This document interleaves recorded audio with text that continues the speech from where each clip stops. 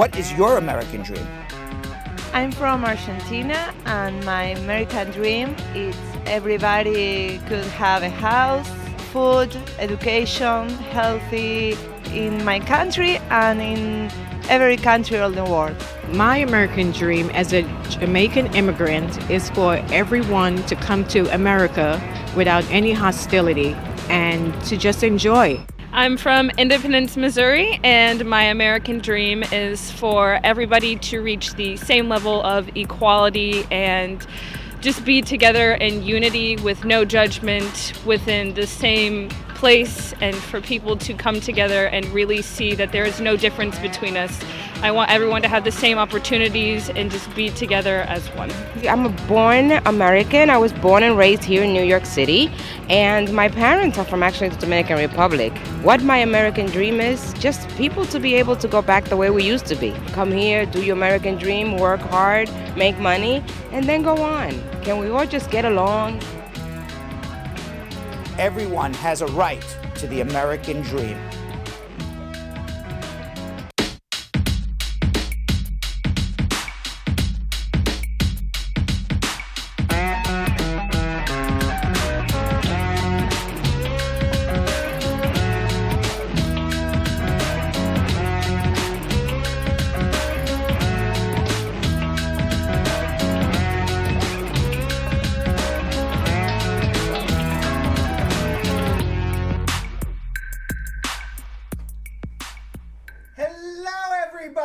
Mic 4. I don't understand how. What is mic? I don't know how to turn on volume. How do I turn volume on? I'm mic 4. Are you? I must be. Yeah. Because Jill says nobody hears me. Brad, you're mic 4. Do y'all really not hear him? Can y'all hear us? Hey. What if I do that? Oh, there it is. I can hear it. There's not really, there's no volume to turn up on my mic. Right. We just put the mic closer to my face. Louder. Right. Or I just scream louder than I already am. Oh, Lord. March 2nd, 2020. And today is a wonderful day here at Bradshaw Live because we are joined not only by the handsome, powerful, always around. Oh, yeah. Always I'm around. always here. You are always here. I was going to say always around, but really an all around good man. Yeah. Thank look you. at that. Dr. So Love. wholesome. Dr. Love. You guys make me blush. Dr. Love, otherwise known as Baby Boy, otherwise known as Yo-Yo. How are you, sir? I'm great. Well relaxed and You're rested. relaxed. Yeah. And of course, It's like I'm just and of sitting course, here. the beautiful, effervescent, sometimes around. That's right. Not always, but sometimes around. When she is, she bosses us around. Right, Nesquick, also known as Boss Lady. I like how the nicknames just come as the days Boss go Lady. on. Because she walks in sometimes, but she's not always here. Listen. But when she's here, she's just bossing everybody around. Right. Yeah. Like a diva. Yeah. Are I you mean, a there's diva? only one of me at this table. Not usually. There's only but room for one diva? Hey, I inquired. I just got the coffee order wrong. So I was just blessed enough to get 2 coffees Let from you 2 know handsome that gentlemen. We were going out. Brad and I were going out to go get coffee for the crew, and she yells out 2 different coffees. It's like, get me both. And guess what we did? I got both. We got her both. Well, because Yo-Yo was in the elevator with me, and he says, I'm not sure if she wants the iced coffee or the hot caramel latte. And I said, They were 2 completely and they were different completely orders. different orders. And I said, well, I'm not going to mess with Boss Lady. And Let's I get said, her, I'm not let's gonna get mess her with her. both for whatever she I wants. didn't want to complicate the order for Brad, so I said something simple, and then I saw you go, and I was like, I usually give me like what he you likes. get. So But we you did gave both. me the complicated one, the caramel latte. I thought that was easy. And then you Just make sure it's warm. Right. All right, let's say hello to Pearline Squire says welcome. Jessica Leamy, Joelle Reed said squat up my loves. Cordella Douglas, Stacey Ann saying hey. Oh, hey. Right from Fat Albert. Yeah, from Fat. I thought you were about to say something else. How are you? Faye Lotta saying hi, squad up. I said Jessica Leamy already. I said Cordella already. Carol Anderson the Tiger says hi, Brad, Yonathan, and Jill. Whoa. It's okay. I just that's something I need to work on. I'm obviously not here enough. I'm gonna change that up. That's my fault. What happened to Boss Lady? It's okay. It's okay, squad. Oh my gosh. That means you gotta start coming up more. I am. I'm gonna. I'm working on it. Abijay Bello. Right. Abijay Bello saying hello. PJ Esther was a new person. PJ Estenatak has a question. We'll get to you in a little bit. Hello, PJ. Dornette Bryan saying hello. And I said Perlene Squire already. And on YouTube, Jessica Leamy Joel double fisting. Heck yeah. Max Santos saying hello. Backing up Ricky. What's going on? Tally.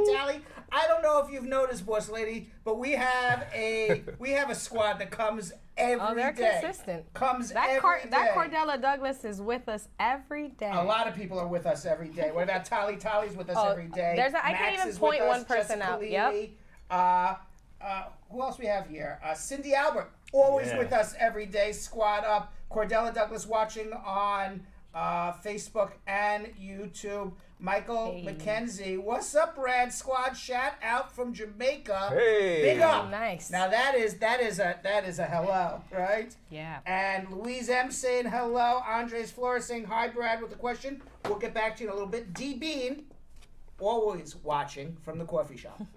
And on Instagram, I have no idea, by the way, what D Bean does, but for some reason I feel DeVine would be an amazing coffee shop name. What was interesting is that Boss Lady first said, "Hey, get me a D Bean," but I said, "I don't know what that is." So then that's how it all. Caramel. I figured he could remember that's probably the where all the confusion started. Right. And on Instagram, this is going to be difficult because nobody's name is easy. Right. Stacia Martin, Kashira Aman, Gambian Rhino. Hello, how are you? Squad up. J Kajay Queen says, "Squad up, my loves." It's Jessica Levy. Yes. She is. Double fisting with a foot. Correct. Vibrant Ever says, "Big up, squad." Jilly Go there. Christy Consali also maybe double fisting with a foot. Hey. And she is saying hello to Pizza. But nobody said hello to Boss Lady. Hey, I don't need the greeting. As long as you guys are here, we're good, okay? I don't need the hellos. I just need the thumbs ups and the shares. Okay. That's what I'm here for. All right, can we just stop the show for a second, please? I would like the squad to give a big welcome to Nesquick, a.k.a. Boss Lady, a.k.a. Vanessa Contreras. Please give her a warm Brad Squad welcome to the ever beautiful. Can't do the show without her, but sometimes we end up doing it without her. Nesquick. Most of the times without her.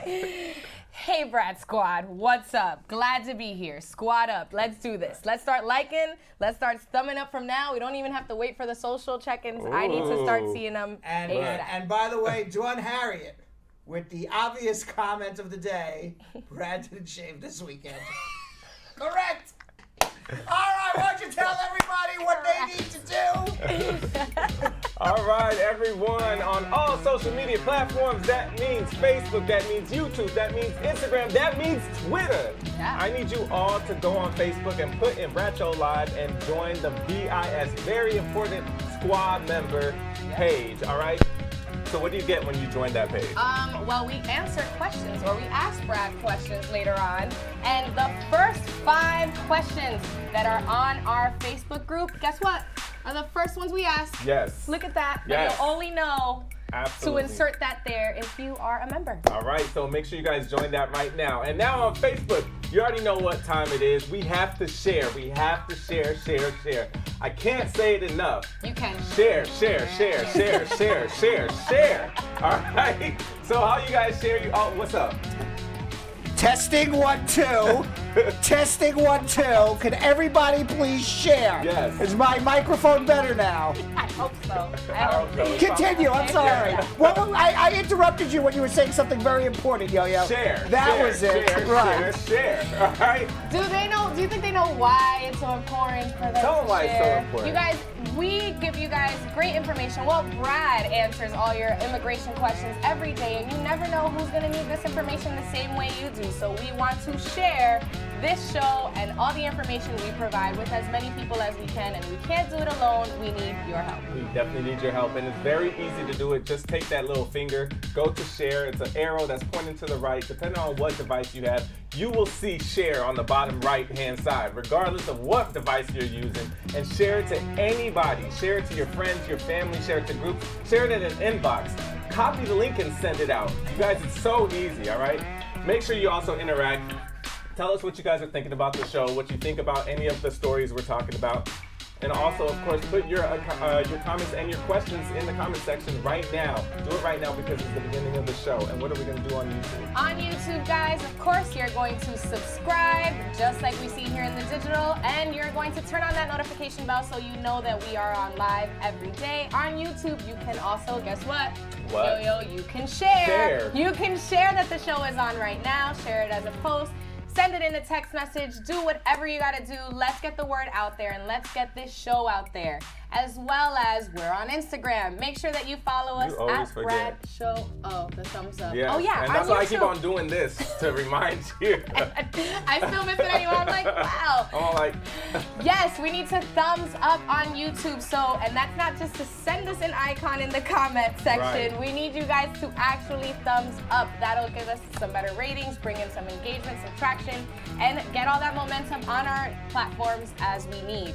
And I was saying on Instagram, you have to follow us at Brad Show Live, where we give the best of the week. We also have a great contest going on. You don't want to miss it. In this contest, you are able to participate and get a $200 consultation with Brad for free. And what do you have to do to enter in this contest? You have to follow us on Instagram. Make sure that you go to the contest image, which we usually post up, or you'll see it throughout the show. All you have to do is like that image and comment in that image. Tag 5 friends, enters you once. If you comment again, add another 5 friends, that enters your name twice. And every week, we shuffle the names in our name machine, and we choose one of you guys to have a free consultation with Brad, which is huge. So take advantage of this and make sure that you follow, you find that post, you comment, and share. yeah. By the way, a perfect example of Boss Lady in action.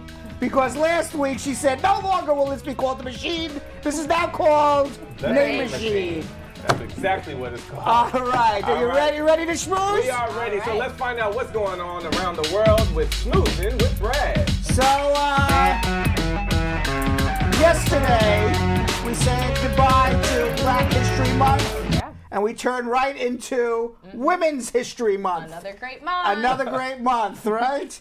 So March is National, and by the way, before we even get into National Women's Month, if anybody notices here, okay, I forgot to say, I have the top 181 stories of the day here, all condensed for your entertainment. Right. So today starts Lucky the us. second day of National Women's History Month. Yes. It began on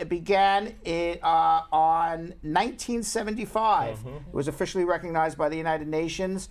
International Women's Day is March 8th. And it's observed, I believe, mostly around the world, but I don't really see it just recently in the United States. Has it really starting to pick up International Women's Day on March 8th. But I remember 10, 15 years ago, 20 years ago, if you said what day is International Women's Day, nobody would know here in the United States. Yeah. But outside of the United States, it is celebrated. According to the National Women's History Museum, one of the most notable celebrations was organized in Santa Rosa, California by the Education Task Force of the Sonoma County Commission on the Status of Women in 1978. So there goes my theory that it is not celebrated in the United States. But in 1978, You haven't been celebrating. I have not Brad. been celebrating it, apparently. So, according to the National Women's History Alliance, states began declaring the whole month of March as Women's History Month, all the way up until 1986, when a more national push finally made its headway. Early in the 20th century, 2 significant women's suffrage events took place in March, which is why they do it in March. The first National Suffragist Parade took over Washington, D.C. on March 3rd, 1913. Do you know what suffragist? No, What is that? I was just gonna ask. Women, suffragist, maybe suffragist. Suffrage, that is women's right to vote. Yes. And the National Women's Party, a political group dedicated to women's suffrage, was officially formed also in March 1917. Nice.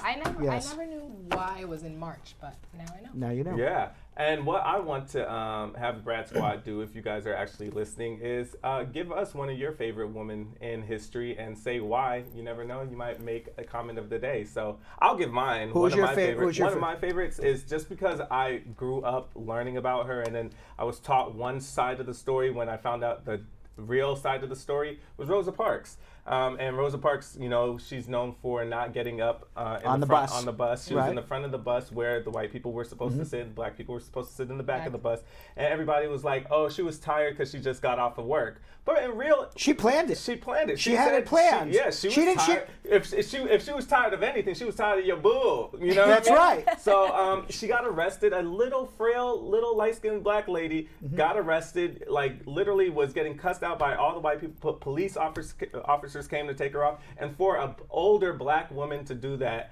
I think it's amazing. I'm scared of cops at my big age, you know what I mean? As a big black man, where you're not supposed to really be scared of stuff like that. And this is going back 150 years ago, or 50 years ago. Yeah, 50 years ago. I don't know where I came up with that. 50 years ago, when cops treated you think people of dark skin or brown skin are treated poorly by cops. Now, could imagine what it was. You weren't alive at the time in the South in the 1960s. Yeah, so that's one of my favorite women in history. Do you have one? I don't know if I could pick just one. Just one? Yeah. It's hard. Yeah, there's a lot of women that have really been trailblazers for me to even be able to have all of the rights that I have today. Good, yeah. So I am just grateful for all the women in history that paved the way for a young brown girl like me to have the opportunity. How about you, Brad? I don't know. I mean, I could think of a lot of them. Susan B. Anthony.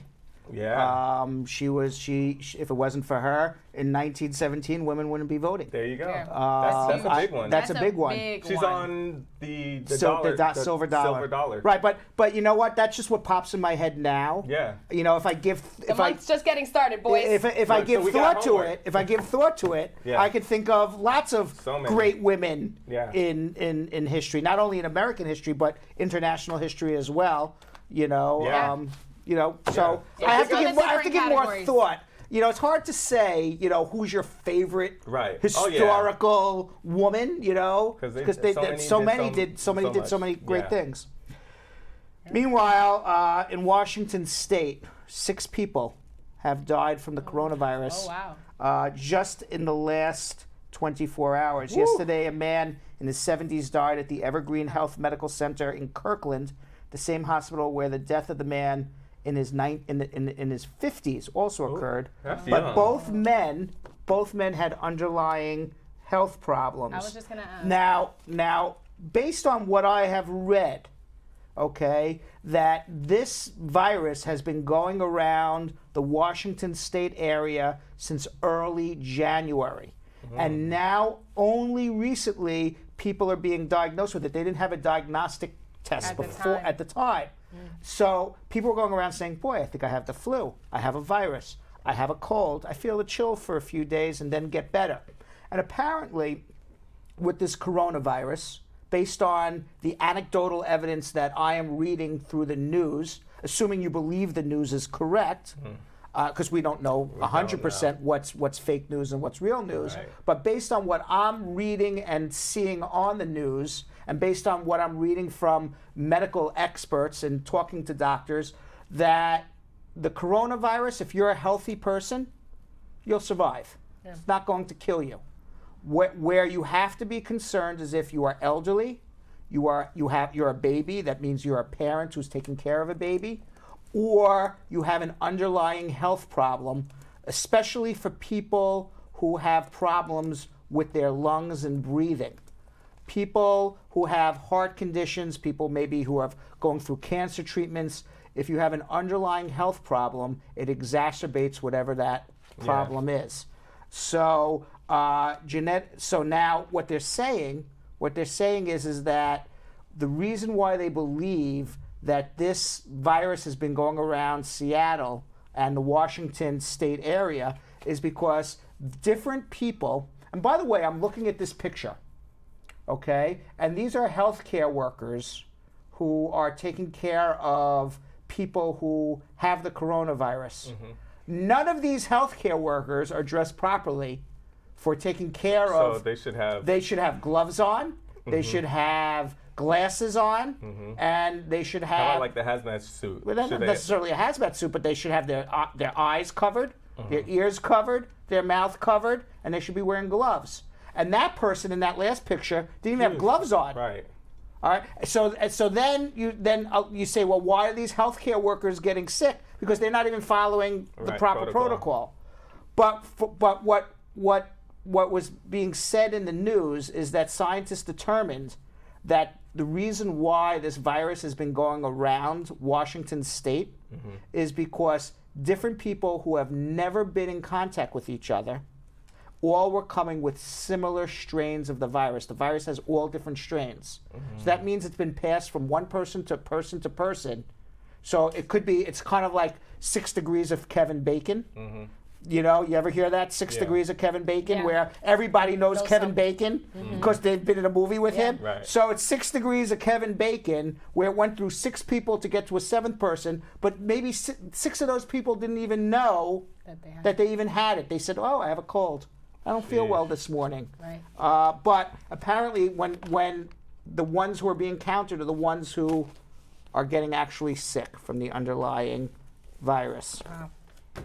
Meanwhile, the first case of the coronavirus was confirmed in New York State. Luckily, it's nobody here in this room. The first case that they letting you know about. Yo-yo, I'm going to get to that in a minute. So a woman who recently traveled to Iran, it's New York's first case confirmed of the coronavirus. Now, the woman who was not named is in her late 30s. She contracted the virus while traveling abroad in Iran. She's home. She's home. She has isolated herself in her home. And I'm sure she has a very bad cold, maybe mild flu symptoms. They let her go home with it? Yeah. You know how many people are walking around with this thing? Just tons. But I thought like if you have it, why do they keep you in quarantine for 14 days if they don't just let you go when you have it? They're scaring the hell out of everybody. What I'm trying to say is this: it's a bad virus, but you will not die from it unless you have an underlying illness. Or if you're older. Or you're old. That is basically what we are seeing. But that's still a lot of people. You never know. It is a lot of people. You know, there's a lot of old people there, and there's a lot of people there that might have an underlying illness. Now there is still something to be scared about. Now, Yo-Yo, to what you were saying before, that's the one that they say. Right? Because I already know of 2. All right. Well, there's an investigative reporter by the name of John Legum. Okay, and he claims that there's a cover-up at the Centers for Disease Control. Didn't I say this before? Yo-Yo says it. I said it. And now John Legum says it. Now I want to say... Not that we didn't believe you, Yo-Yo. We have no idea whether or not this is true or not. Yes, I do. Yo-Yo says it's true. I know. I am giving a disclaimer from Bradshaw Live. I can't disparage the CDC unless I have actual proof of this. But a reporter has sounded the alarm, and he said, and what he tweeted was, the CDC has stopped disclosing the number of Americans tested for coronavirus. On the leftist, and what they said is basically they removed the number of tests that had been administered. So what he tweeted was, on the left is how the website looked last night. On the right, are we looking at this? On the right is what it looks like now with the testing information removed. The lack of testing is a scandal. This is a cover-up. Now, I want you to know, not only did Jilly find this article, but Lisa Bling Rose also sent this to us. So the squad is getting involved too. Yo-Yo is all over this. There's lots of people who believe there's a cover-up going on. I would like to say something. If this guy goes missing, I don't know anything. All right, I take back all of the stuff that I said. Look, I trust you, CDC. Go ahead, do your thing. So now Donald Trump has repeatedly tried to tell the public, okay, that and the sinking stock market, all is well, remain calm. Do you think this has anything to do with the fact that they're not reporting the exact numbers? Yes. Yes. What are you about to say? Yes. All one big number. I've been said that. Well, we have a video from Donald Trump saying that the coronavirus is a hoax. Let's watch. This is their new hoax. We have lost nobody to coronavirus in the United States. The press is in hysteria mode. All right. Well, six people. Six people were confirmed to have died today. Actually, I feel a lot better now. But that our I saw president him say says that yeah, no I feel one. great now. Well, you know, if his job was to keep everybody calm and get the stock market up, well, then he did his job today because the stock market, the Dow Jones was up 1,100 points. The stock market believes that this is going to go away. I mean. Meanwhile, Paris has shut down the Louvre Museum. Oh, wow. Oh, wow. Yes, almost 3/4 of the Louvre's 9.6 million visitors last year came from other places other than France. It's the world's most popular museum. And what Andre Sacretin, a Louvre employee, said, "We are very worried because we have visitors from everywhere. The risk is very, very, very great." While there are no known virus infections among the museum's 2,300 workers, it's only a question of time, he said, before it happens. I wonder if the Olympics are going to be canceled. They will not be It's in canceled. Tokyo. They will not be canceled. Why? Well, because... They're already talking about Coachella might be canceled. Well, I am telling you the Olympics are going to go on. Why? Why? Because it's too big money. The money is too big for it to be canceled. Would you go? Absolutely not. Meanwhile, I don't know if you saw in the That Olympics many today. crazy people in the I don't know world if that would go there? I don't know if you saw this today. There was a woman, I forgot her name. It's not in my cards, but I just happened to read it separately, who ran her first marathon ever in her life. And qualified For the Olympics? for the Olympics. Some people are just naturally Did you born. see that? No. Yeah, but and she that doesn't surprise me. the top 3 finishers in the That's Olympic. wild. If you can Google that, Yeah. the top 3 finishers in the women's Olympic trials run go to the Olympics. And this woman has never run a marathon in her wild. life. What is She was a barista in a coffee shop. She was a college long-distance runner, but she was running half marathons, but she That never is ran a wild. full marathon. She never even expected to qualify for the Olympics. That's her? Because what I read, which was amazing, what I read was that on mile 8, she stopped to high-five her sister. What? And still came in second. Wow. Is that crazy? Did you That see is that? wild. You see that? That's quick. I think this is who I found. Oh, that's awesome. Oh, wow. That's awesome. So meanwhile, Say that. Mile 8? yes. Meanwhile, the Dominican Republic, they have also reported the first coronavirus case. Wow. Yes. Vanessa. Yep. Why are you saying it like it's me? Vanessa. You know It's you're in reached trouble my when people. you. You know what? You don't say- came in coughing last week all over Reach us. my people. I've not been to the Dominican Republic, unfortunately for me, since August. Yeah. Now it wasn't me. on Sunday, health officials in the Dominican Republic reported the first confirmed case of the coronavirus. It's a tourist-rich Damn. Caribbean country. Public Health Minister Rafael Sanchez Cardenas said a 62-year-old Italian man had arrived without showing symptoms. Hell nah. And now he is sick. Now the broader Latin American region has reported several cases. Mexico has reported 4 cases, Brazil 2, Ecuador 1. all involving people. What do you want us to Call shut it- down Punta Cana? Yes. It's impossible. Our country just runs on Punta Cana. Let me tell you something. You want to shut down the Olympics? You want to shut down Punta Cana? What do you want to shut down Well, next, the Louvre, Yo-Yo? the Louvre is Louvre on it. shut The down. Louvre is. The French Yeah. are always a little ahead of the game. That is wild, man. Y'all You better know, not come to Africa with none Wh- of that. which is why the stock market was collapsing for the last few days, because people are freaking out over this. I mean, the economy is going to go down the Yeah. tubes if everybody keeps. Yeah. You know, that's why I said the Olympics is going to go on. You won't Because find me there. because just even if you say the Olympics won't go on, the fact that they would cancel the Olympics would freak everybody out. Yeah. Right.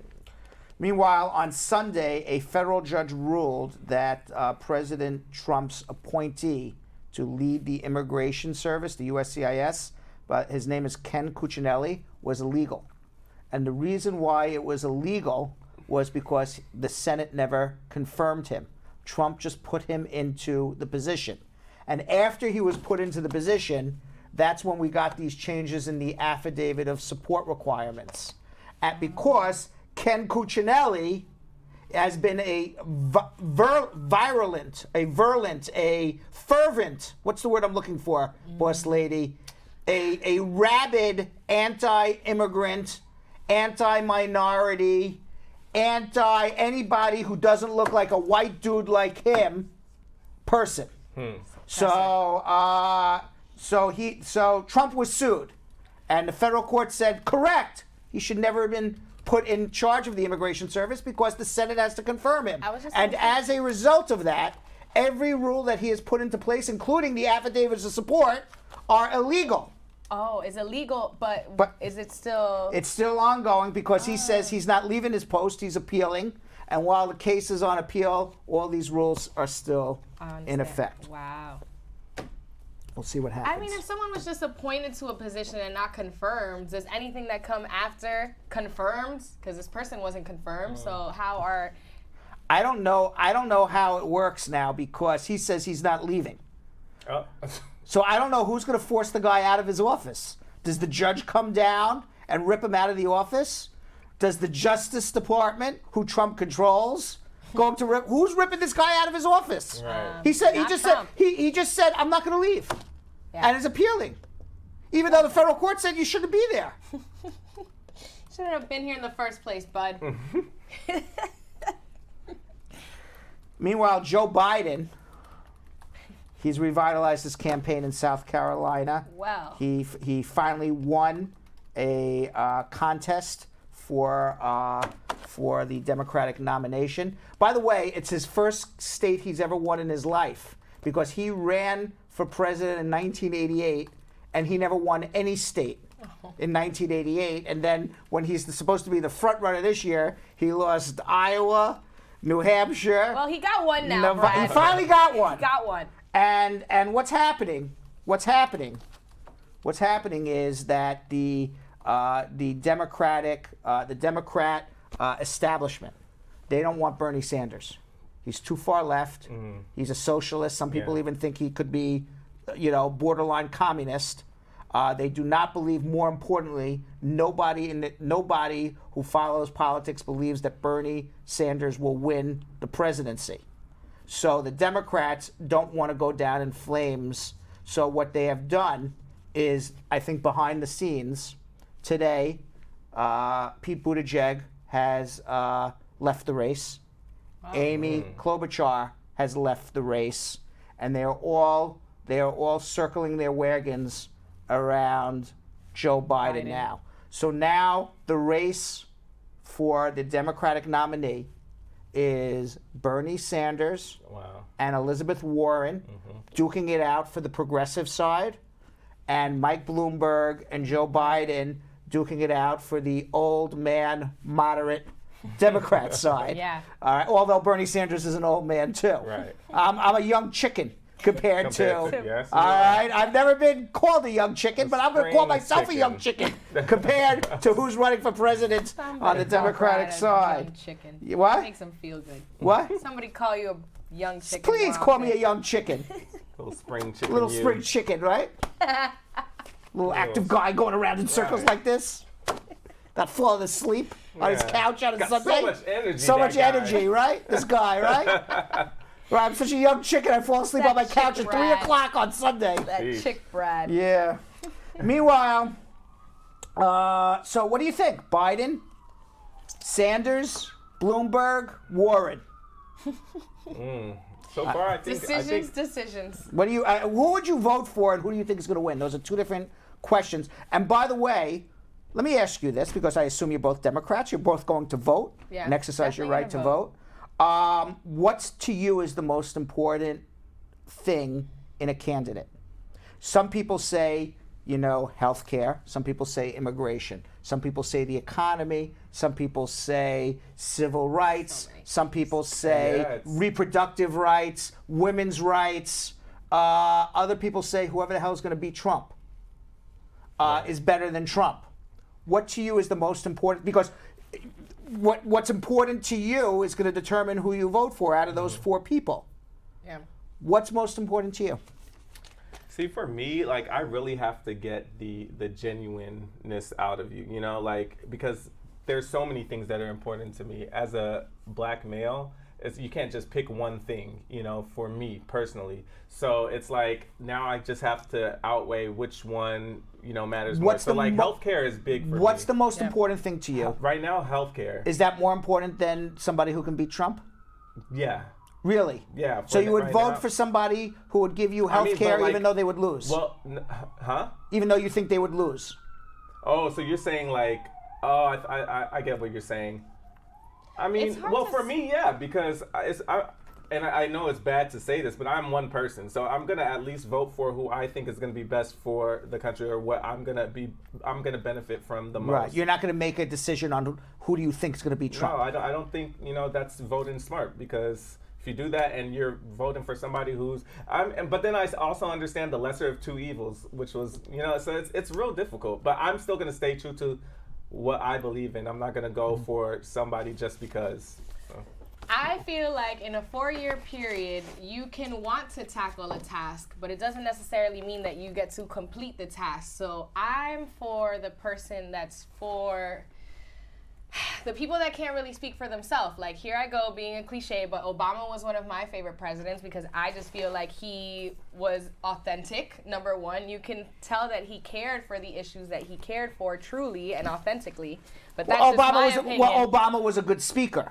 Right. So because he was a good speaker, he convinced you that he cared about what you cared about, and maybe he did. Sure. Okay. They're all gonna speak. I'm not saying. It's all gonna be words. I mean, you don't know what's in his mind, Right. Because he was to me, he was a very good speaker, and he deported more immigrants than any other president, including George W. Bush.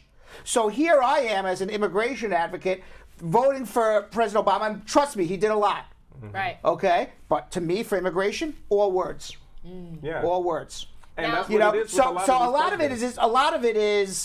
it is words. Right, but he wasn't building walls. No, he didn't build walls. So then one of my points no, is he didn't now build walls. being more connected because of this platform that we do, and me as an immigrant myself, and knowing that my immigration story isn't as complex as plenty of our viewers, I feel really strongly about immigration right now. And I think, we're built on immigrants. Everything else will come after people can or come to this country and make us everything else, work in healthcare department, work in everything else that would be a concern for us. Yeah. Immigration is actually, it's on the top of my list now. So who do you vote for then?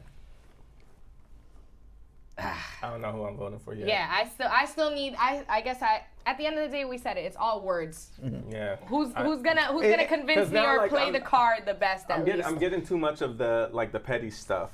Oh, he did this, and I want to start really understanding what you want to do, because I'm hearing them call out different NDAs that Bloomberg had signed. So so now it's the catty stuff. They're all saying you shouldn't vote for this person. You shouldn't. So I want to actually start to get what they want to do. And I need to feel. I need to feel it. I haven't felt it from anybody yet. You know what? People vote based on a feeling. Yeah. Nobody really sits down, when somebody goes, well, my plan does this and my plan does. Nobody understands what the hell the plan is anyway, quite frankly. Number two, whatever their plan is doesn't really matter because it's not going to be able to do it because they got to go through Congress. Exactly. So their plan, Bernie Sanders could be Medicaid for all. It's never happening. Yeah. That's cute. It's cute. It's never happening. Okay, Yeah. Mike Bloomberg came out with a immigration plan. I thought it was pretty smart. It's not going to happen though. Yeah. Right. All right, but, a lot of people don't like Bloomberg. I know Yo-Yo doesn't like Bloomberg because of stop and frisk. It's a big problem. You don't forget. Yeah. Now a lot of people don't like Elizabeth Warren either. A lot of people don't like Biden because he has absolutely nothing to say. Right. I think this will be the worst. To me, Biden stands for nothing other than we know that he is a reasonable human being. Beyond being a reasonable human being, I haven't heard anything that Biden has said to make me want to vote for him, other than I know he's not a crazy man like the man in... I mean, you're basically voting for Biden to say, I'm voting for a non-crazy person. Yeah, well, that's why we start. All right, Bloomberg, you say, okay, I'm voting for a manager, somebody who knows how to manage, somebody who's self-made, who really knows how to manage an organization, but he has some other baggage that went along with it. Right. Okay? For Bernie Sanders, you say, wow, you know what? It should be really fair. That everybody should be treated equally. Everybody should have the same exact health care. It shouldn't matter that you're rich or you're poor. Everybody should have the same access to the same doctor. But that ain't going to happen. Right. And Elizabeth Warren, who wants to tax everybody under the sun, and have programs that will cost $40 or $50 billion without having any idea how to pay for this. It's just wild stuff that she's saying that's not a believable thing. Yeah. So it really comes down to, I don't know who to vote for. Right. Because that's what I'm saying. I was just going to say right now, at this point in time, I don't know who I would vote for. This is what I think. I vote for anybody who I think will ultimately be able to beat Trump. Because of all of those four are better than what we got now. Oh. Absolutely. Because what I can't handle is 4 more years of this guy. Yeah. I can't handle it. Yeah. I will go crazy. You think I'm crazy now? I got to do this show 4 more years talking about Trump? I will go crazy. I cannot wait till we can do this damn show without having to talk about Trump. Yeah. Yeah. So anyways, we got to get to immigration. Yeah, let's do it. Speaking of immigration. Right. All right, guys. Now it's time for watch parties on Facebook. You already know what time it is. All you have to do is click on share. It says start a watch party and click on start. It takes the video from our page and puts it on your page, and you are the host. You are the Brad. You are the Nesquick, and you are the Yonathan Yo-Yo Elias. All right. And I want you to make sure you make everybody feel good. Make sure that you tell them to go to our main page as well. All right. So everybody, start your watch parties. It's very, very, very important that you guys all start right now. And what are we going to do on YouTube? On YouTube, y'all, if you haven't already, you are going to subscribe and make sure you turn on the notification bell so that you know when we are on. And since we're going to start answering your immigration questions, you can also share this via YouTube. You can share it as a post and let people know what you're watching, why you're watching, and that they need to watch right now. We are also live on Instagram. If you are on Instagram, @BradShowLive, you can slide into somebody's DM, feeding them some great information today, as well as our contest that is still up right now, where you can get a $200 consultation with Brad for free. All you have to do is follow us on Instagram. Find this image where you're going to like this image. Very simple. Just double tap it. And every time that you comment and tag 5 friends, that will enter your name multiple times into our name machine, where we will then choose one lucky winner. Usually on Hump Day, we'll choose one lucky winner, and they will get a free consultation with Brad that is usually a $200 value. What's up? I have a public service announcement for the 12 people who are on hold right now. Here is my public service announcement. Let them know. Think about what your question is. We would like to answer as many calls as we can. I can't answer everybody as much as I want to if you're going to tell me your entire life story. I would love to hear your life story. I think it's very interesting, and I want to help you. However, I can't help the next person if I hear everything you did from the day you were born to the day you get to your question, which is, how long will my I-130 take? So think concisely about your question so we can help the next person as well. Back to you. Yeah. All right, everybody. So make sure you guys also share this video on Instagram. You can DM it to anybody. And last but not least, I need you guys all on YouTube to please do a thumbs up. I need everybody to thumbs up the heck out of this video, Yeah, right? we're at Everybody. 160 people watching, and Come we're on. not even at 50 thumbs up. Come you on, guys. y'all. This is the only way that on YouTube right now that you can show us love is doing the thumbs up. Don't put a thumbs up in the comment section. Click the little gray thumb and make it blue. Right under your video, it's gray, make it blue. Absolutely. Now, the 12 people that are online, I know that you guys are hot with your questions. It's time for your getting answers to your immigration questions. I know. You looked at me. You scared me. All right, Damien in Brooklyn, how are you? Hey, what's up, brother? I'm good. What's going on?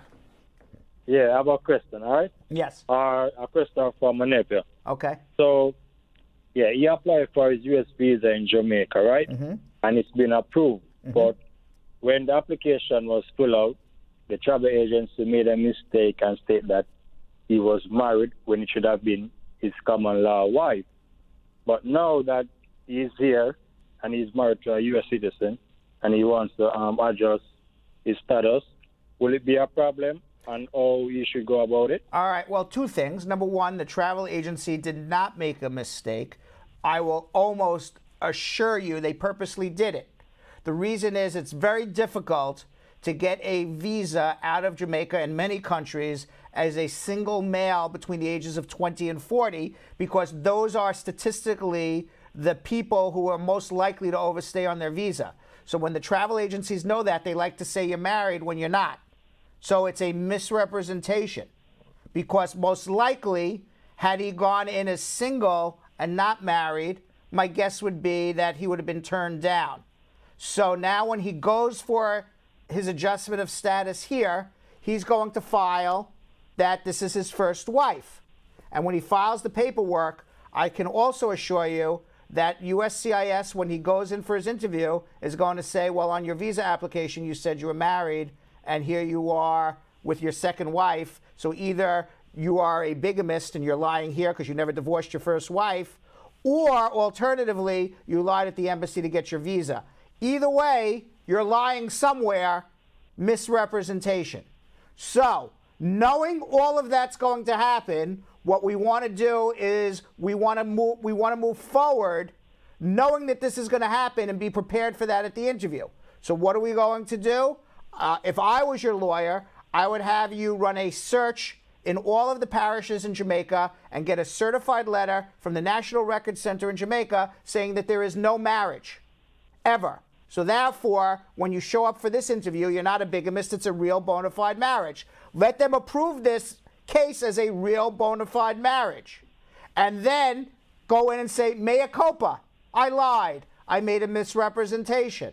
And then be prepared to file a very good waiver.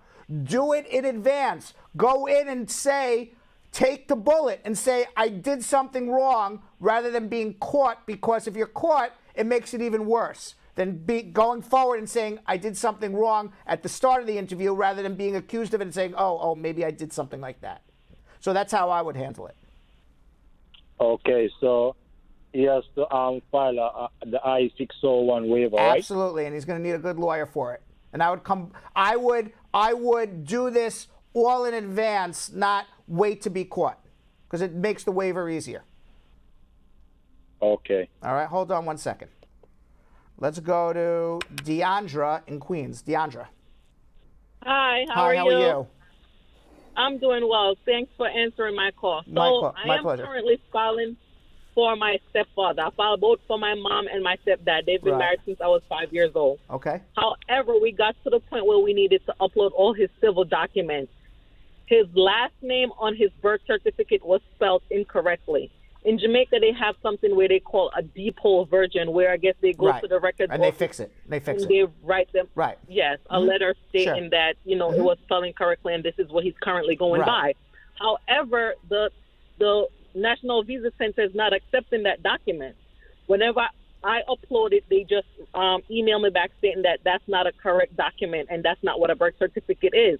So I don't know how do I go about uploading it and explaining to them what I just explained to you and see if that is valid. Well, they should accept a deed poll. What I would do is I would have him write an affidavit. What is the big difference between a name? Is it like one or two letters, or it's like a completely different name? Technically, they say it's a completely different name. His name is Ferguson, and on the birth certificate, it was spelled Fulkerson. Okay, and his mother is a Ferguson, or his dad is Ferguson? His dad is a Ferguson. His dad is a Ferguson. His father passed away about 2 years ago. And is his father's name on that birth certificate? No, just his mom. Just his mother. Was the father ever acknowledged as the mother's name is not Farquharson, is it? You know, whatever's spelled there.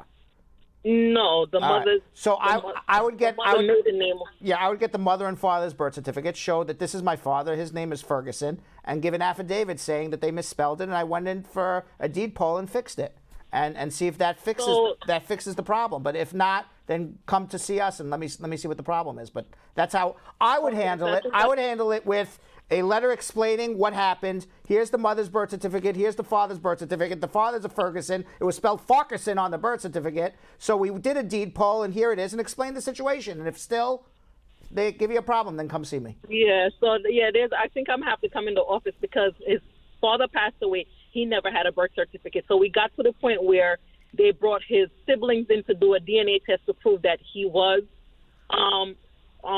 that he's actually Ferguson.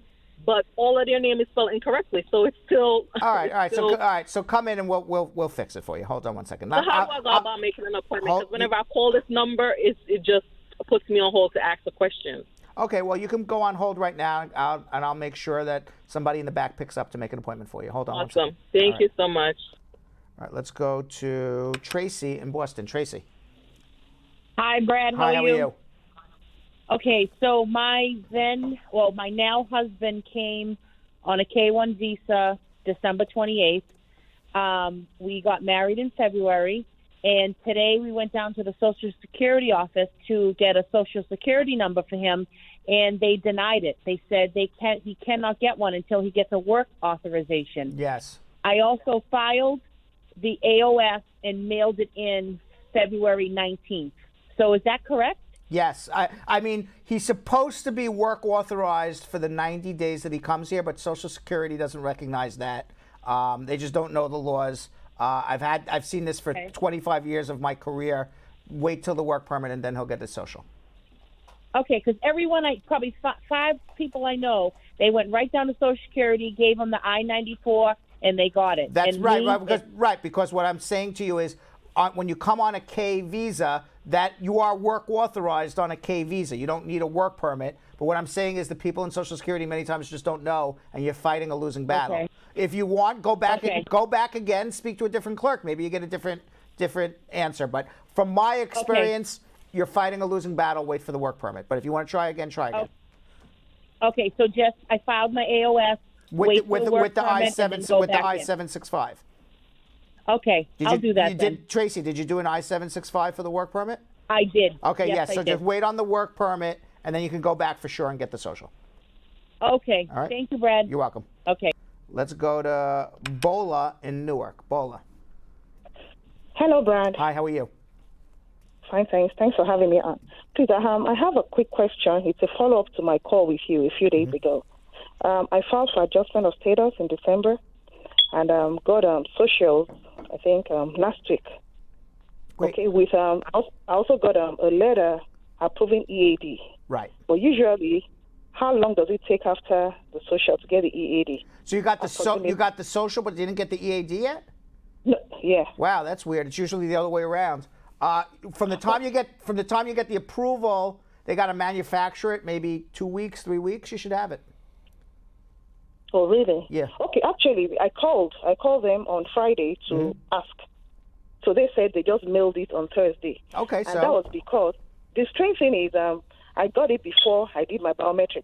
All All right. Well, if they mailed it, if they mailed it Thursday, by the time the mailman picks it up, it's Friday, and figure 3 to 4 days. You should have it Tuesday, Wednesday. Okay, that's fine. All right. That's one. Then another quick one. I had an issue with the cops in December. I was driving and I unknowingly presented a false insurance paper to them because I didn't do it. Someone did it for me. So it was false. I think we talked about this before. Issue. Yes, yeah. Right. When I talked to you, I hadn't gone to court.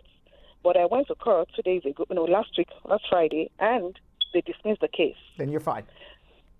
Yeah, so but my question again is when I want to work and they do background check, will this come up? No, because disposition. Well, no, because you don't have a conviction. So it won't show up in my background check. It will only show up if you have a conviction. Oh, okay. All right. Then lastly, sorry. I also told you then that I got out on bond from ICE because they picked me up as a result of this insurance issue. It was a criminal charge. Right. So, and I'm waiting for a court date with ICE. But how does such a thing now work? When you get the court date with ICE, you got to go in with a good lawyer, show that you have a pending adjustment, and tell the judge to terminate the removal and let you finish the adjustment. Okay, meaning it's only after that they can invite me for an interview, right? Correct. Because if you get the interview and while you're in removal, the immigration can't approve the case. Okay. All right. So hold on. Just wait for the data. Yes. Hold on. All right. Let's go to Abdraman. Did I get that right? Abdraman in Brooklyn. Yeah. Hello, Brad. How are you? How are you? How are you? Yeah, Brad. I came here as a student. I have a fund visa, so I came here and applied for asylum before 1 year complete. And then after that, I went to the interview for the asylum. And then they put me in removal proceeding. And after that, I get married with a woman, with someone here. Right. And then we got married since 2017. And then we're still waiting. I can't hear anything from the immigration. Nothing. I don't. All right. Well, let me tell you what happened and what you should be doing. I don't know what you did. You filed for asylum. You got put in removal. That means they denied your asylum claim. After you got put in removal, you got married. But the law presumes that because you got married after you were put in removal, that it's a BS marriage. That's what the law presumes. So you have to file an I-130 visa petition and prove that it's a bona fide marriage. And you have to request a bona fide marriage exemption in order to get that I-130 approved. And you're going to go for an interview, and they're going to separate you and your spouse and give you a Stokes interview right off the top. And if you get that I-130 approved and you can show it's a bona fide marriage, then you can file an adjustment before a judge or terminate the deportation and then go back and do an adjustment. So you said you don't know what's going on since 2017. Shush. You don't know what's going on since 2017. Let me ask my question, and we'll get to the bottom of this. You don't know what's going on since 2017. So my question to you is, did you file an I-130 visa petition? Yes or no? Yeah, I filed it. Did you go? Just yes or no? You did. Did you go on an interview with your spouse? Yes or no? Yes. Okay. When you went on the interview, did they separate you? No, I didn't go to the interview. I said since we got married, I never get an interview. All right. So you filed the I-130 but never got an interview, and it's now 2.5 years later. Yeah, 2000. We are in 2009. Do you know? Did you get a receipt for the I-130? Yeah, I have the receipt for the I-130. We have a child. We have everything. And you went before a judge, and what is the judge saying? Yes. What you said? Well, yeah, you went before a judge, and you keep going back. You're telling the judge, I never got the I-130 approved, and the judge keeps, adjourning your case, I assume, right? Yeah, now the judge keep giving me another date for the asylum. All right. So then, he said the marriage case is stronger than. Okay, so then what you need to do then is file a mandamus. Yeah, but I did that too. I did that with you. I did that with one of your lawyers, and then they told me. So let me wait. Stop. You're my client. Huh? You're my client. Yeah, I mean. Are you my client? Why are you calling me on my show and give me a whole thing. Talk to me off the air.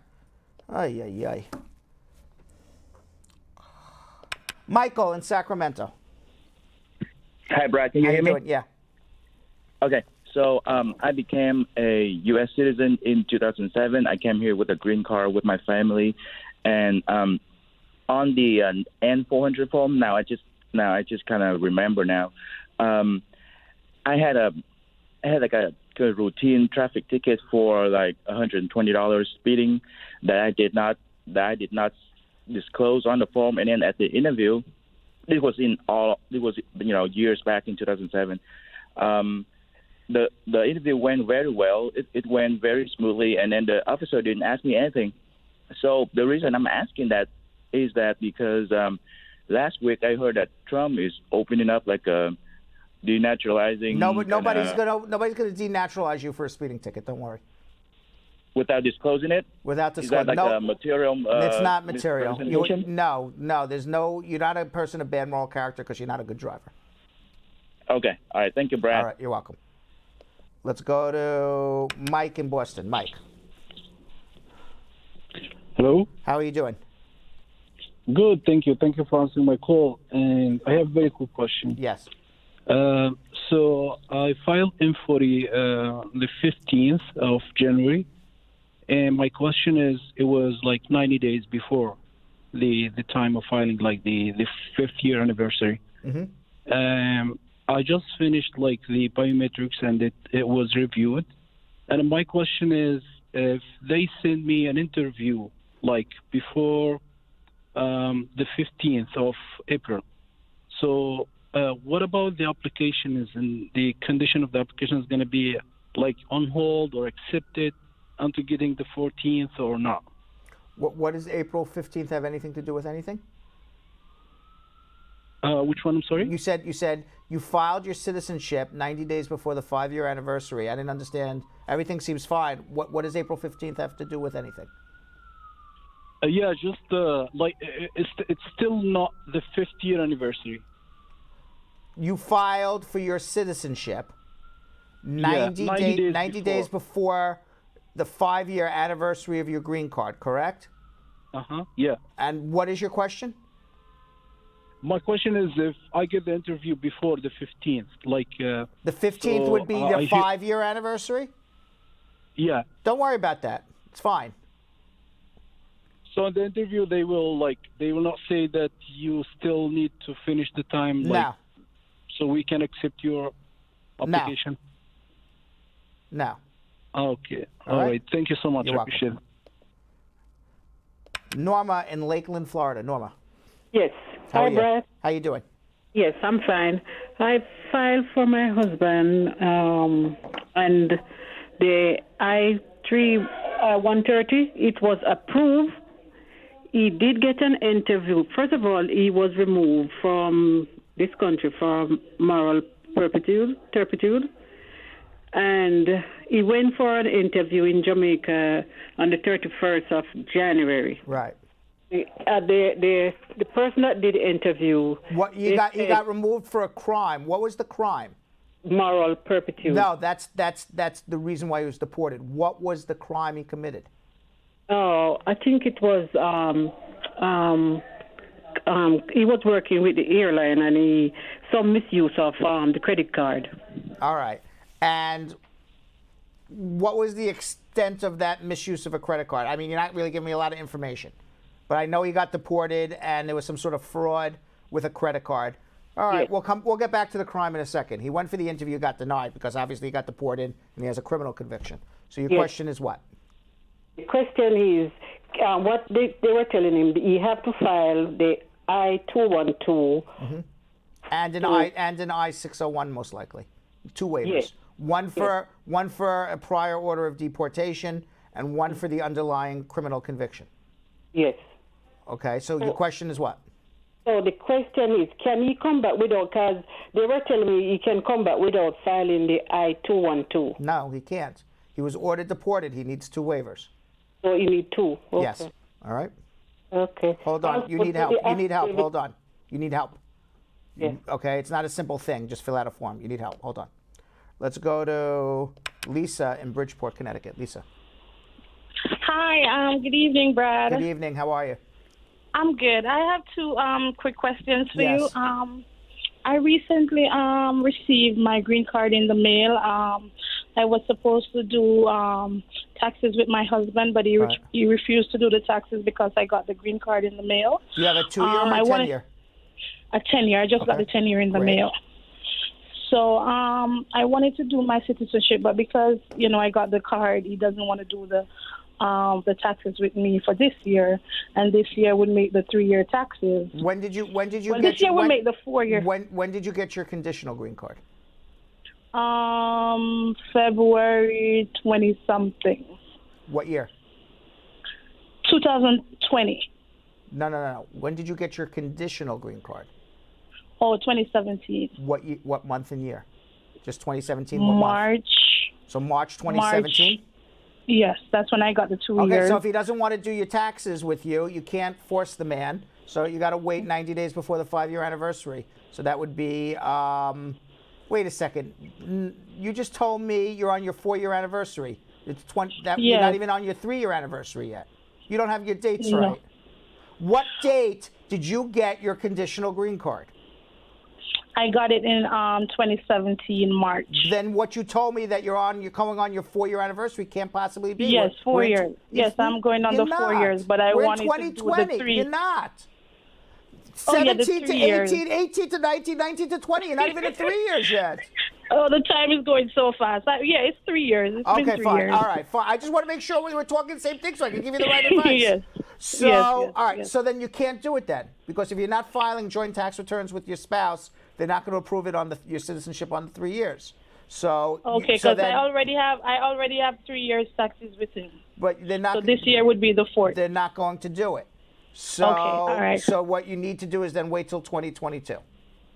Okay, all right.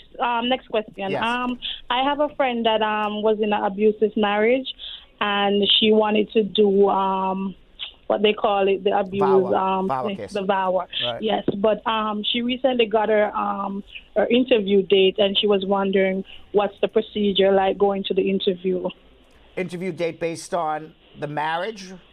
Yeah, the marriage, but Okay, the so- husband is not going to go because they're she would show up to an interview with whatever evidence she has that she's an abused spouse and whatever evidence she has to prove it's a bona fide marriage, and she requests the interviewing officer to give her 30 days to file a VAWA case, and they'll keep the case open. Okay, thank All right? you so You're much. very welcome. Can I ask you one more simple Of question? course, yeah. Okay, I have a friend that came here and she got married to a U.S. citizen, but she went back to Jamaica and now she came back and she wants to put her papers in from here. But when she married, she was only here for like 10 days. Can she go ahead and put in her papers? More than 90 days after she came here, yes. But she married and left, and then now she's back. Wait 90 she married days. before the. Wait 90 days, file the adjustment, and hope they don't give her a problem on the prior thing. Okay, All right? thank you. Okay. Okay, bye-bye. Let's go to Patrick in Bergen Center, Minnesota. Patrick. Patrick. Hello. Hi, how are you? Not too bad, bro. How's it going, man? I've been wishing to talk to you. All right, what's going on?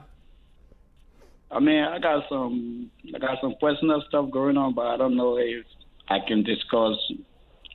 Well, if you discuss can't with discuss it over the air, then hold on and let's make a personal consultation. Don't do it. Let's go to Stephen in Dallas. Stephen. Yes, sir. How you doing, sir? How are you? Yeah, thank you so much for your time. I really appreciate your support. Yeah, my quick question to you is, we are on R1 religious worker visa. Where you from? And, sir? Where you from? From Nigeria. From Nigeria. Yes, sir. So we did all the application and it is submitted. We are at the last stage. You did what application? It's an R1. You did an R1. You're on an R1, Yeah, I'm a or you're changing your status to R1. No, I came in as a visitor. And now you're changing to an R1. Yes. Okay. I did that. Everything has been Great. good. Okay. Everything. Are you a pastor? Interviews Are have you a been done. pastor? Sir? Are you a pastor, Yes, a missionary? Yes, sir. A pastor. I'm a pastor. Okay. Yes, sir. All right. So now your question is what? My question is, they are at the last stage. We've submitted the whole application for the green card. They've done the fingerprint, the I-7. Wait. We're talking about something again. Are you on an R1 visa at this moment? R1 status? No. So then how are you we are on, applying for a green 360. How are you applying for a green card if you never did an R1? The other one has been done already. So that was my question, Pastor. I need to know the information first. You are in R1 status at this moment, correct? Yes, sir. Okay, now, when did you get into R1 status? How long ago? 2015. Okay, so it's been more than 2 years. Yes, sir. And after your 2 years, that's when you did the I-360 and then, Yes. Okay, great. Now I understand. Did you get the I-360 approved? Yes. Okay, and now you're doing the adjustment. Yes. Okay, now your question is what? Now I understand. It was done last year, March. Right. Till now, there's nothing that has been said, nothing has been heard. We've not heard anything. Okay. Well, first of all, you got to expect, being from Nigeria, it's going to take a while. Number two, the ban on Nigeria only applies to applying for a green card in Nigeria, not adjustment here. So you're entitled to it. It's been about 11 months now. Give it 15, 16 months. If you still don't hear anything by June, then I think we would be in mandamus time. Okay. All right, so hang in there. Oh, okay. All right. So another question I have, please, can I ask one more question? I have a family. They too are from Nigeria. The woman applied for asylum because of on an abuse. Right. And the immigration rejected the asylum. She's going to court in the next 3-4 months. What can she do? Because right now she has 2 kids. They are more than 21 years old. I don't know. I would need to see what her asylum claim was. She can renew her asylum claim before a judge. Maybe we can figure out a different thing. I don't know. She would need to have a consultation with me. Okay, so how can I send them to you because they are we do it by phone. In Houston. We do it by phone, and whatever documents she wants us to see, she emails us in advance, and we have a phone consultation. So you can take up the case from there. Absolutely. From where you are. Absolutely. Hold on one second. Okay. Let's go to Biggs in Brooklyn. Biggs. Yes, Mr. Brad. How you doing? You? Good, sir. Long time listener. I already came to your office a few years ago for a consultation. Right. Today, you're a great person. Today, I'm calling on behalf of a friend of mine who got deported. Right. Yeah. He got deported. A matter of fact, he came to the U.S. in 1987. Mm-hmm. And in 1988, he was locked up. He was locked up on the charge of sale of a controlled substance, which is a B felony in the 3rd degree. He's never coming back. Never coming back, right? Never. That's why I like you, man. Right. That's why I like you. Just You being just frank. get to the point. Just being frank. All right. Thank you very much. Appreciate you, man. All right, good. By the way, Nesquick and Yo-Yo, when I was yelling at that other man who I said, why are you calling me if you're my client? Yes. They figured it out in the back. He is not my client. I knew it. So then why is he telling me I'm his client, you know? But he didn't even answer yet when you said it. Yes, he said, I'm your client. Well, he said, I've been in with one of your lawyers. Before. He was right, he just came for a consultation. Yeah. All right. Well. Dang, how you feel now? Dang, on Women's Month. It has nothing to do with it, but just why wanted you to say throw that card out I there? just wanted to throw it out. If it was Black History Month, I'd say Black History Because in the beginning, had he listened. We were there. Okay. Now I will take It's the just so slack. exciting to get on the phone I with you, will Uncle take the Brad. slack. You're a okay? celebrity to these I will people. take the slack a little bit. Okay. But you know when I said, well, you gotta find, and he says, well, I'm already seeing you. You didn't. He's had a He just had a consultation one time, consultation. right? Oh. But, so, I will take 80% of the fault. You're going to have him call back? If he wants to. Call back. I will take 80%. We got your back. I will take 80% of the fault, but he's got to get 20% because I said, just don't tell me your whole life story. Just come with the question. He was giving me a whole life story. Squad. We just gotta summarize. That's right. He was giving me the life story. Aww. So I will. He's got to take about 20% of the I fault. feel like sometimes people feel like maybe you're not gonna fully understand their case, but you see I these fully cases all understand throughout. it. I fully understand. Underestimate. Don't underestimate. They just want me. to vent, Uncle Brad. Yes. That's why you're Uncle Brad. My patience is thin today, so I'm Yes. sorry to that guy. Very thin patience. Very, very large tummy, but a very thin in the patience. All right, let's go. So I'm sorry about that, but we got to the bottom of it. That way I got a message. Get him back on the phone. Call back. Yes. All right, let's go to Miguel in Boston. Miguel. Hey, how's it going? And by the way, Lisa Bligros, she has the comment of the day so far. Don't play with Uncle Brad. All right, now Miguel, what's going on?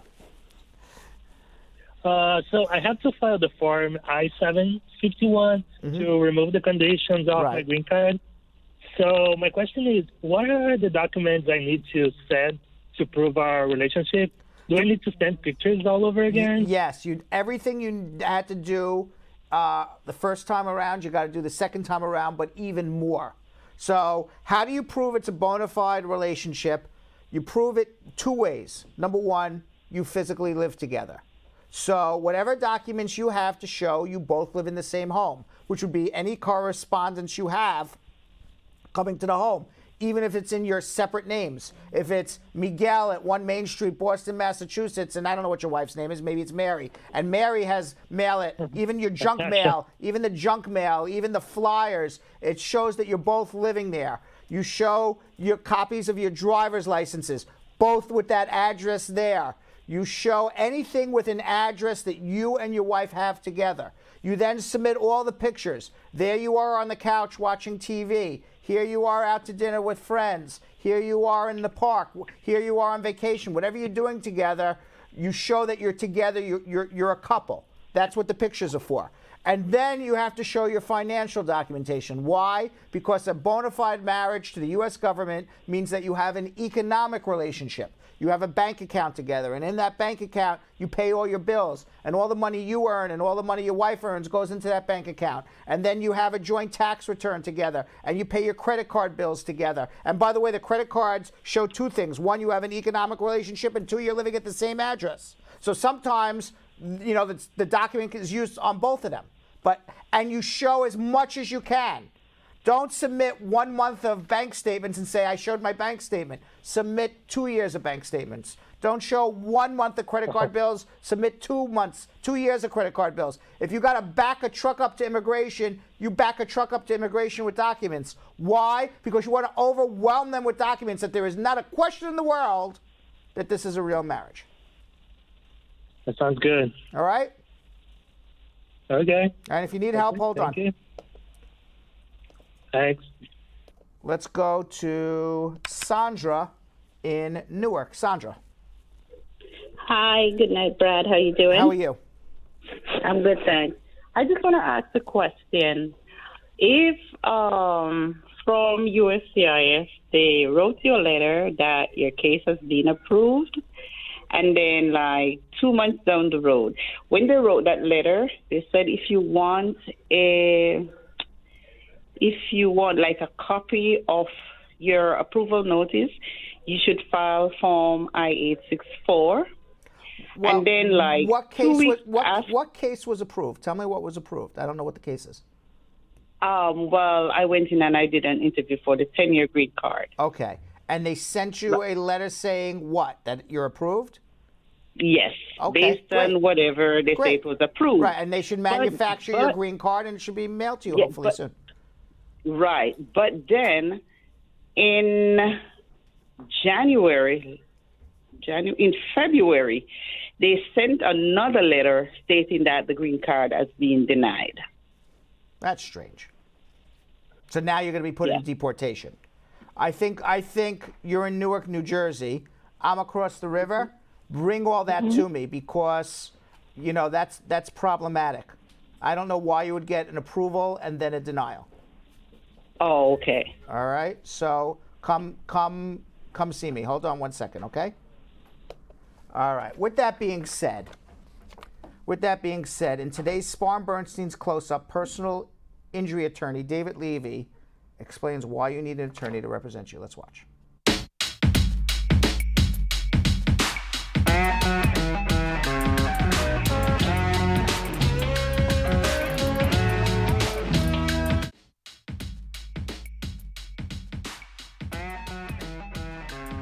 Why is it important to have an attorney handle your case? You know, I always get some people say, well, you know, why do I need an attorney? Why can't I handle it myself? There are many reasons why you may need an attorney. One of those reasons is every time that you have a case, you have somebody else on the other side. Whether it be an insurance adjuster or whether it be a defense attorney, you have very competent and experienced people on the other side.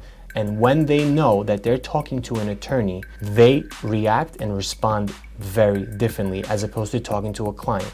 An attorney with experience knows how to respond to random various things that the other side may throw at you. For example, there exists a database called Verdict Search, and an experienced defense attorney, an insurance bodily injury adjuster, will always enter the attorney's name into this database to see and determine what or if this attorney has ever dealt with a similar situation before. They'll be able to find past verdicts, past settlements, past cases that this attorney has handled. And if they see that the attorney has a long history of 7-figure settlements and great verdicts, taking cases all the way to trial, they're going to be offering maximum value to avoid dealing with this particular attorney who's well tested and battle trained for maximizing recovery on your cases. On the other hand, when dealing with a client without an attorney, the insurance adjuster can misrepresent the facts, misrepresent the law, misrepresent everything, and tell you your case is worth $5,000, $2,000, or nothing. But they won't be able to utilize those same tactics with experienced attorneys who are going to be able to call their bluffs. Successful results do not guarantee a similar outcome in the future. So, by the way, you can follow me on Instagram at Real Brad Bernstein on Instagram. So if you didn't get an opportunity, to answer your question on my show at this very moment, on our show at this very moment, you can always follow me at Real Brad Bernstein. Drop me a DM, and I'm happy to try to answer your questions as best as I can. You can also follow us at Brad Show Live. If you follow us at Brad Show Live, you would be eligible for a free consultation with me. All you have to do is follow us at Brad Show Live, like this photo of somebody who looks like me. There we are. That doesn't actually look like me anymore. I know. When did they take That was 3 years ago. Wow.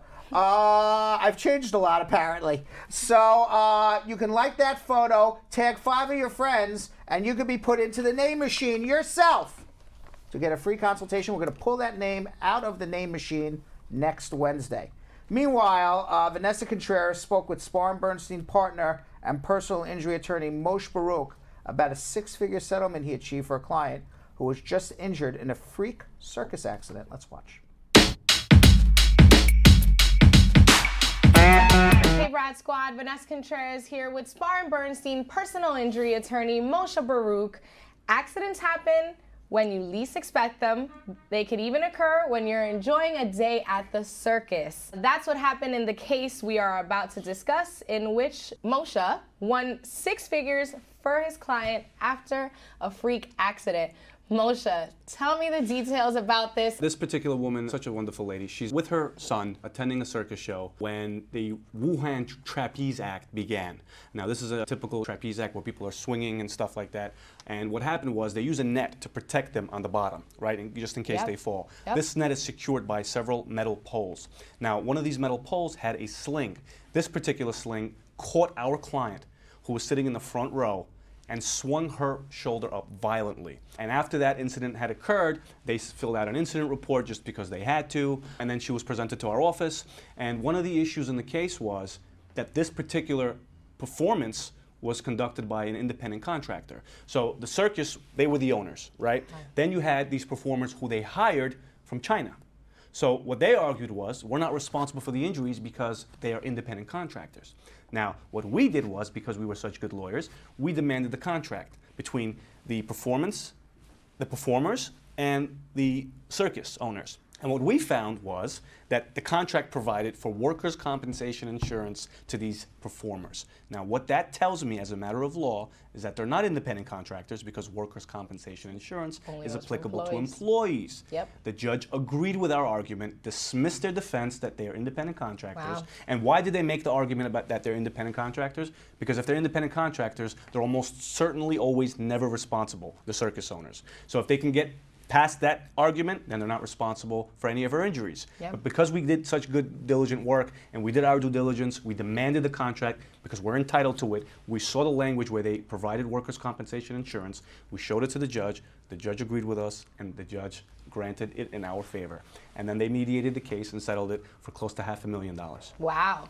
Wow, just a trip to the circus. Yeah. And I mean, what would be the immediate response for your client at that moment? They went straight to the hospital? So- like, what's to happen immediately after? So in this particular case, she didn't go to the hospital until about 2 days later. And she didn't even go to the hospital. She went to her PCP, which isn't really necessarily a good thing because if you're injured, right, you're going to seek medical attention immediately.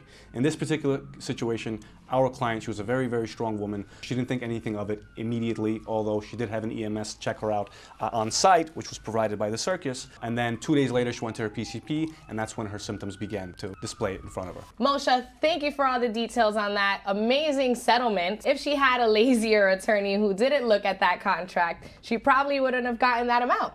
Probably not, and that's why we stress so importantly here at Spar & Bernstein to get an attorney who knows what he's doing, who knows how it works, because the offer prior to us getting that contract was $140,000. And to any other attorney who hasn't seen the contract, that sounds like a pretty good number, right? Because if they are deemed independent contractors, the case is dismissed. It's over. We requested the contract. We wanted to see exactly what details there were in the contract, and we found that they weren't independent contractors because they had workers' compensation afforded to the employees, and we defeated the argument. Thank you for all the deets on that, Moshe. And for any of your personal injury cases or consultations, you can just reach out to us at 1-800-529-5465. Prior successful results do not guarantee a similar outcome in the future. All right, great job. Thanks.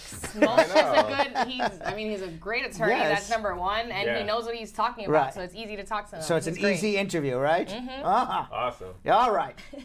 What are we going to do now, boss We're lady? going to do... Boss lady, social media boss check-in. lady, you tell me what we do now. Tell them to give me a raise, too. Okay. All right, guys. Our first question for today is Zona saying, hey, Emmanuel from Nigeria, my dad's elder sister applied for the U.S. citizenship for him and his family since 2007. Now, December 19, 2019, we received a letter from the NVC stating that they have received our approved immigrant visa petition from the U.S. Citizenship and Immigration Services, USCIS, to ensure that we're prepared for the immigrant visa interview. And they wrote that the first step is to pay for the visa fees before we had bad news against the Nigeria ban. So I want to ask if my family is affected, or should we go on and pay the visa fees? Don't pay the visa fees yet because, yes, you're affected. Sheesh. Unfortunately. That sucks. Yeah. All right, this one has a little background. My husband is a Nigerian that is working in Kuwait, and he lives there for over 15 years. He just recently received an interview date for March 12th. Does he still attend the interview, or should he wait until the ban lifts? Wait until the ban lifts. Okay. There's a second part to this question, sorry. Our other question is, even though our other children there are in Kuwait, there was a dual citizenship that was originally... Because if he's a citizen of Kuwait, then that's a different story. I believe it's their children. The children should be able to come because they're citizens of another country besides Nigeria. Oh, It's just the father's going to have a problem. Okay. Okay, Susan saying, hello, I'm Susan. Please, I have a son. He was born in the U.S. When I'm in the U.S., do I file for asylum and it was granted? Maybe when I was in the U.S., I filed for asylum and it was granted. I left the U.S. for 3 years. I left my son. Now wants to file for me now, and immigration has ordered a deportation letter to me. And I don't know if I just left my own since 1994. How can I go about it? All right, so we got to find out, number one, whether, first of all, if you were ordered deported, then the asylum was not granted. And then we got to figure out, did you leave the country before you were ordered deported or after? Then if you left after, your son could file for you, except you're going to need a 212 waiver to return after a prior order of deportation. So we just have to look into your case and we'll figure it out. Okay, next one comes from Olive McLeod, and she asks, what could be the cause of someone's W-2 being done for a couple? One set is accepted, but the same set for the other person is rejected. Well, you only get a W-2 for one person. There's no W-2 for a couple, because the W-2 is just what you earned, not what your family earned. So I'm not sure what else is there about it, but it's obviously some sort of tax return that got filed and was rejected, but you don't get a W-2, the same W-2 for two different people, right? Not sure. I mean, I just read it. Mm. No. All right, so she's got to confirm a little more. Details. Okay, Tanya saying my husband passed away and I'm self-petitioning for myself and my daughter. Do I need an affidavit of support? No. All right, Tashi Boo Williams asks, is it now becoming an immigration concern for persons getting married in a courthouse? Is it legal for a person to travel to the U.S. on a visitor's visa to get married to a U.S. citizen, then return to their home country after marriage? No, it is not legal to come on a visitor's visa and get married. If your intention is to come on a visitor's visa and get married, you're making a misrepresentation. Okay, Demore saying I've submitted an AOS in preparation for an eventual interview. Question 1, does my wife and I have to file taxes jointly for the purpose of process? I would have to send my passport to the IRS or an ITN number, and it takes some time to be returned, and I definitely need it if the interview comes up. You don't need to send your passport to the IRS for a tax identification number. Photocopies are fine. Okay, second, is there another option to file taxes without problem from USCIS with the interview? You need to file joint tax returns. This one comes from Tamiqua2. She asks, submitted my family-based AOS petition last November, and I am waiting for an interview to be scheduled. For the interview, would I need to fill out and bring the new public charge affidavit to the interview? If your adjustment application was filed before February 24th, no.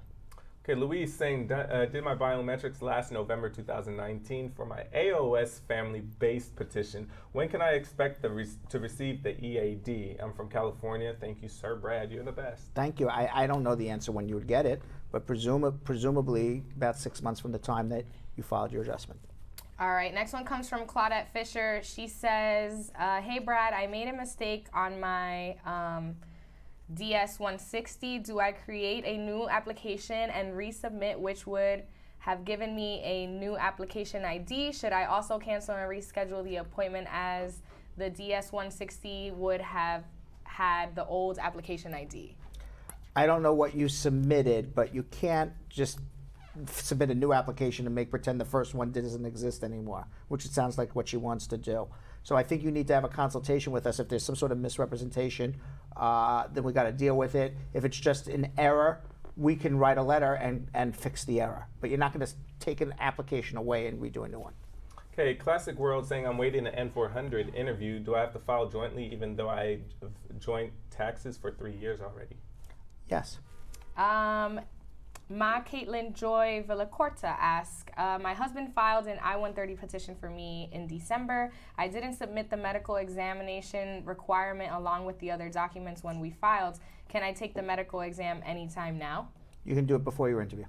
Raid K saying, I have 2 questions. If you traveled to the U.S. on May 11, 2019, and Homeland did not stamp a returning date back to Jamaica, however, stayed for 6 months, then returned on November 11, 2019, and now want to travel again soon, would they have an issue entering the country? Yes, because you were here through November 2019 for 6 months. We're now March, 4 months later. They're going to say you're using a visitor's visa to live here.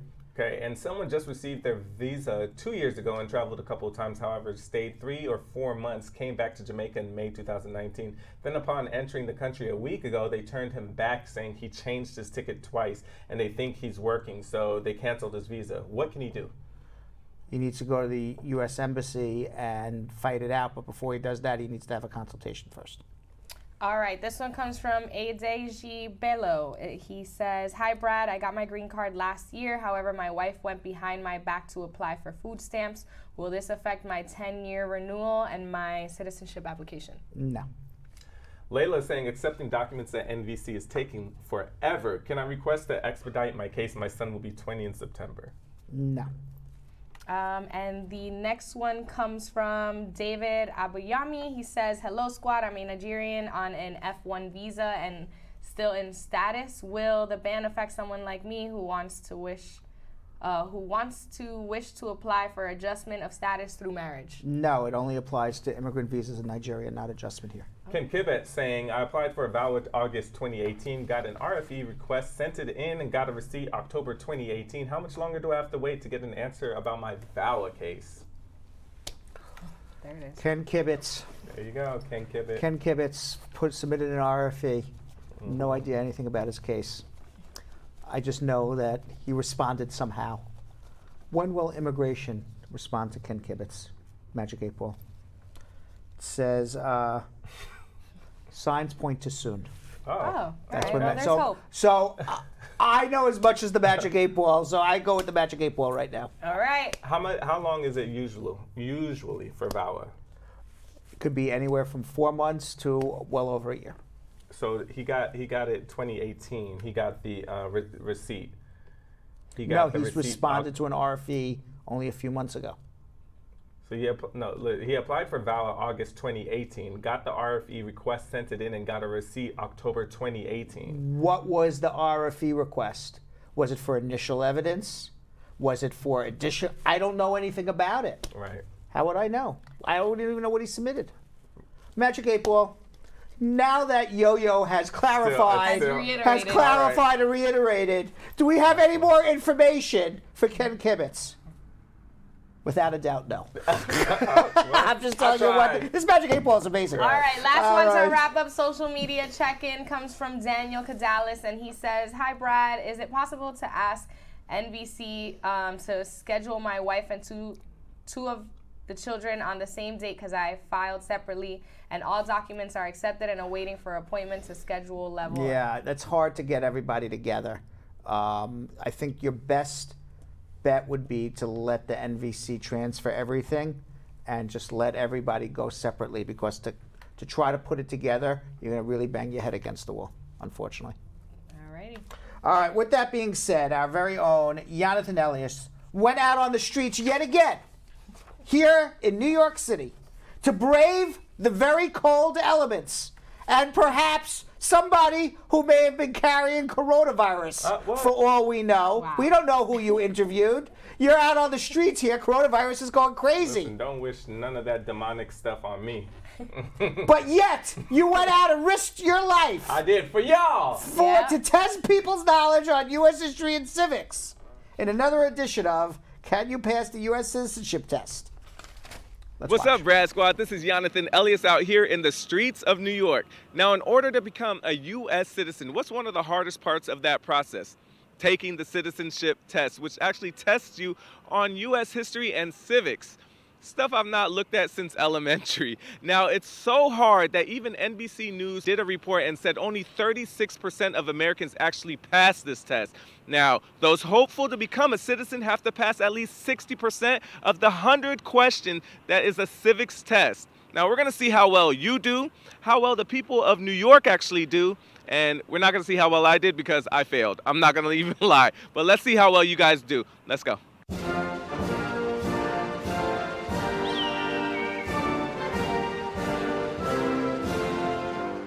How you doing today? I'm all right, thank you. Oh, this is a cool guy. I like you, man. Thanks. I like you too. I appreciate that. What's your name and where you from? My name is Alex, and I'm from Marlboro, New Jersey. What's your name and where you from? My name is Luke. I'm from New York. What's your name? I'm Alex. I'm Pat. And where are you guys from? We live in Queens. Hey, Queens. What's your name and where are you from? Rain, born in Brooklyn. Hey, BK. I'm David, born in Brooklyn too. Hey, okay, Brooklyn represented, and not only that, but we all got the same side nose rings. All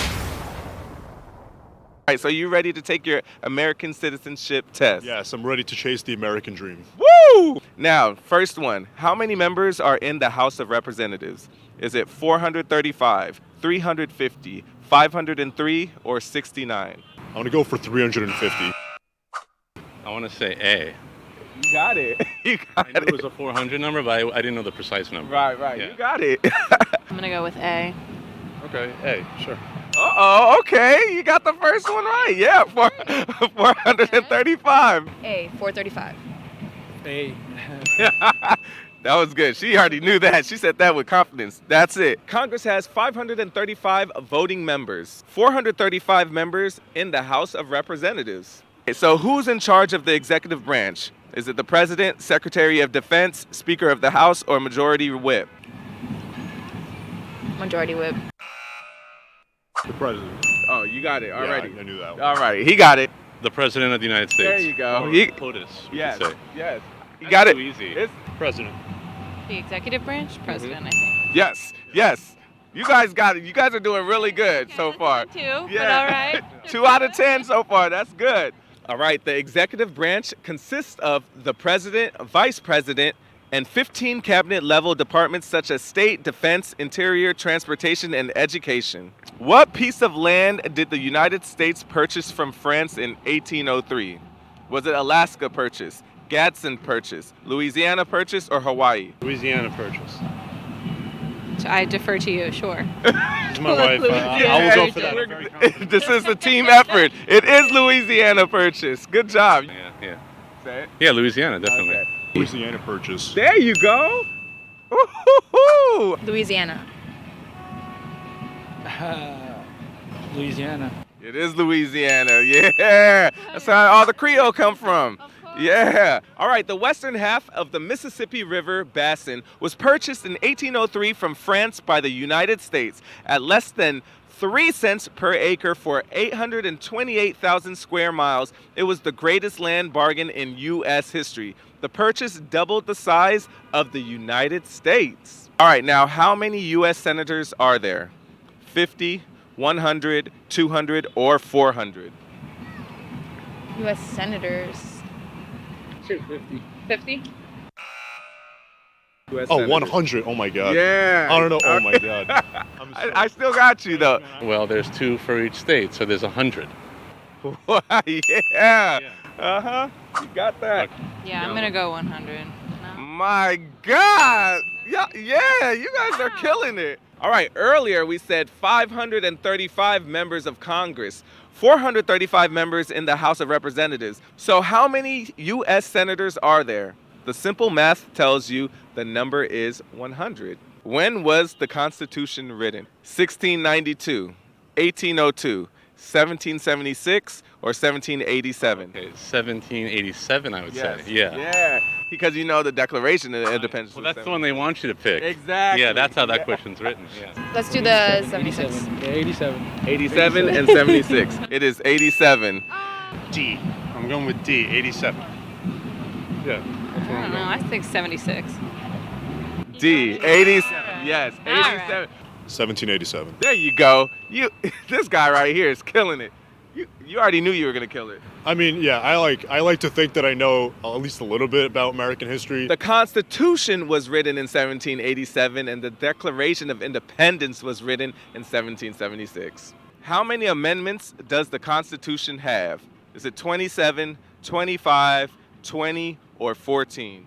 14. 14 amendments. I'm gonna go 14 because I know it's a low number. What, amendments? Amendments. I'm going 25.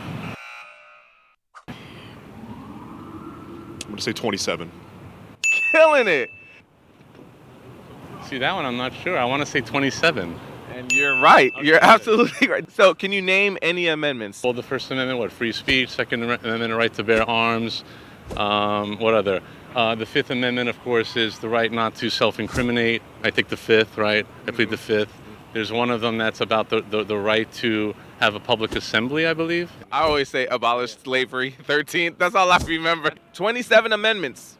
Let me see how many you guys can name. Right now, go. Who was the president during World War I?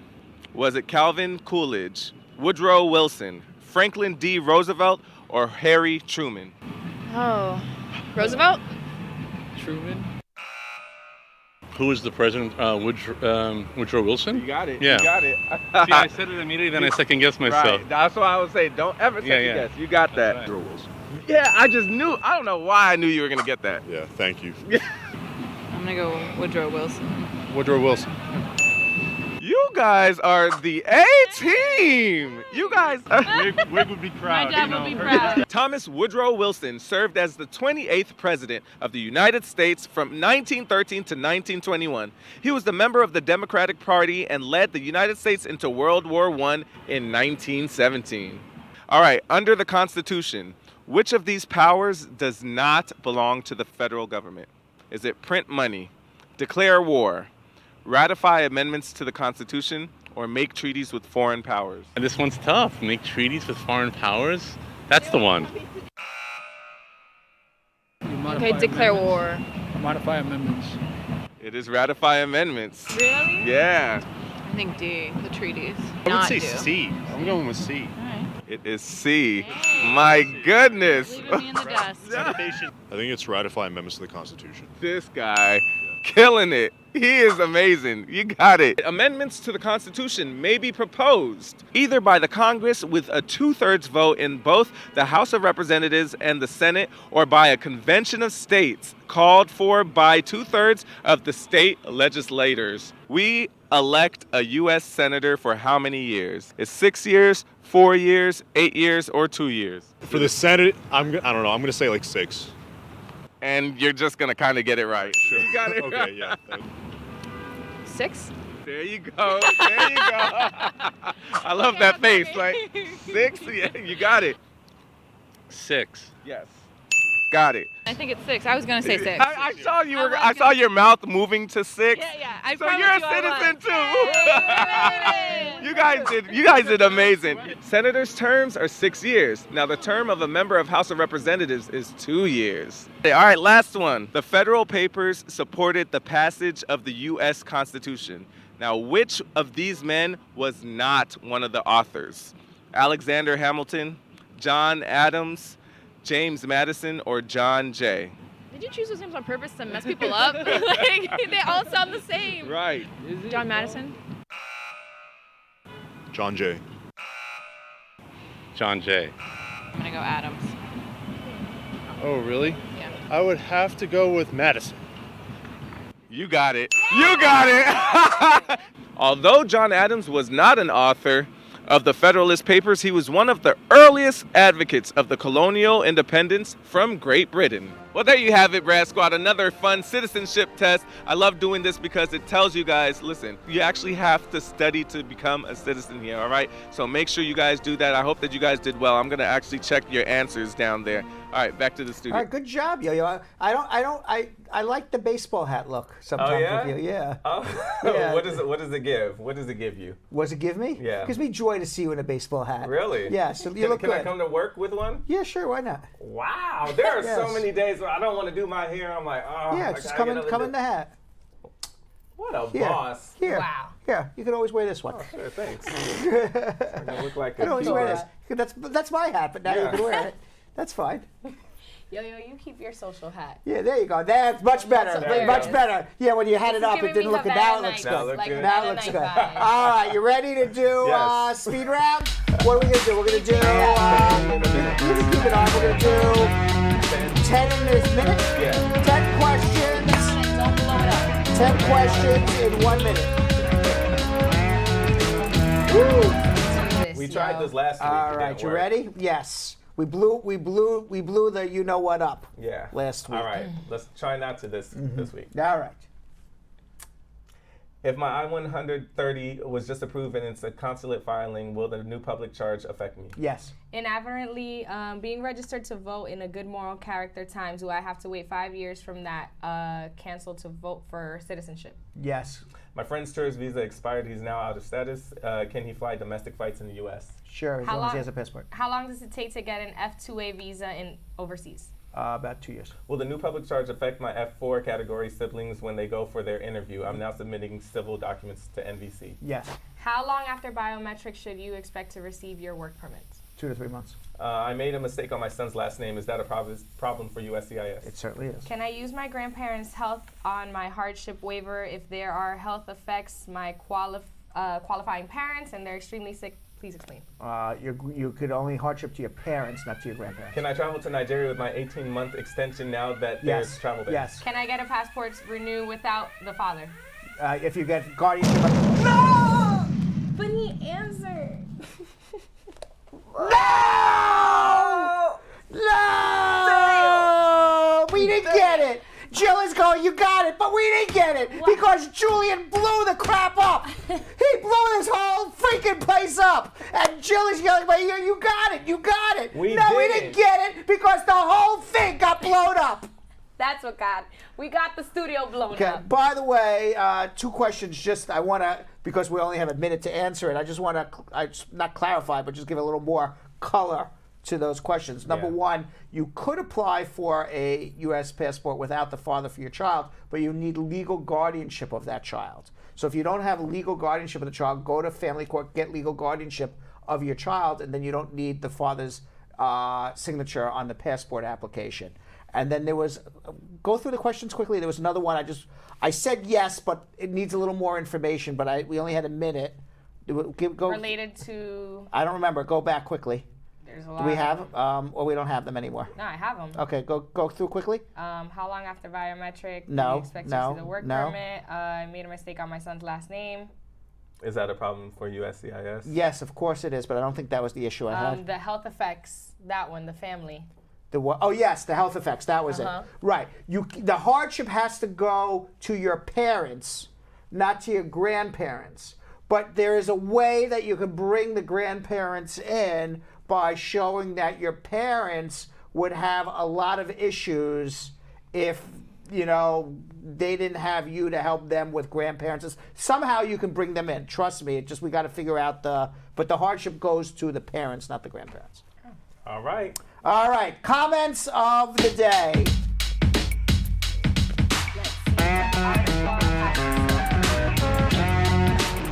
By the way, everyone thinks you look very dapper in that hat. Oh, really? Yes. Oh, thank you. Yes. All right. Our first comment of the day comes from Cordella Douglas saying, I just go to my favorite place with my favorite family. I'm in the gym and watching. I'm here laughing out loud and shouting, yes, yes, my show starts. Everyone is looking like I'm crazy. I'm just crazy for Bradshaw Live. All right. I like that. Crazy lady in the gym. Crazy for Bradshaw Live. I love that. That was a good one. We support the crazy, Yes. Cordella. Alrighty, our next comment of the day comes from Dawn Harriet, and she says, universal adult suffrage, the right to vote. All right, well, she was just throwing in there. Yeah, throwing out That's right. some When we were facts talking for about Women's Month. Yes. Now, our third comment of the day comes from Jessica Leamy, just to make Brad happy. I see you, Brad, the young chicken. Thank you. So at least somebody sees a young chicken in me. There you go. Someone Yes. hype up this rooster. Yes. Hype up the rooster. Hype up the rooster. Yeah. Our last comment of the day comes from Kanyaseli Kubaheka. I hope I didn't butcher that too bad. Brad, you are awesome. You don't give people false hope. You say it the way it is. That's why we love you. Thank you. Oh, yeah. And also because I'm a young chicken. Yes, yes. They love me because I'm a young chicken. And He's an honest young chicken. I am an honest young chicken. Yes. And with that, we'll see you all tomorrow. Thanks for watching. So, Sam, as part of the production, we have to say this disclaimer at the end of the show. Do you mind reading it for me? Okay, but Brad, I have to do everything around here. It's bad enough I've got to remember everything that happened on the episode from the previous day. Forget it. I'll do it. The proceeding was information only and not specific legal advice. Consult an attorney about your individual situation. Prior successful results do not guarantee a similar outcome in the future. To make an appointment with the Spar and Bernstein Law Firm, located at 225 Broadway in New York City, call 1-800-529-5465. That's 1-800-529-5465. Easy to remember, 1-800-LAWLINK. That's 1-800-LAWLINK. Once again, make a call to 1-800-529-5465. And of course, link up with the law offices of Spar and Bernstein, located at 225 Broadway on the 5th floor. If I were you out there, make the call, make the link, make the connection, make it Spar and Bernstein. 1-800-LAWLINK. That's 1-800-529-5465. And now, conveniently located in Hartford, Connecticut on 1 Congress Street. Visit us in Connecticut or in New York at 225 Broadway. That's 1-800-529-5465. 1-800-LAWLINK. 1-800-529-5465.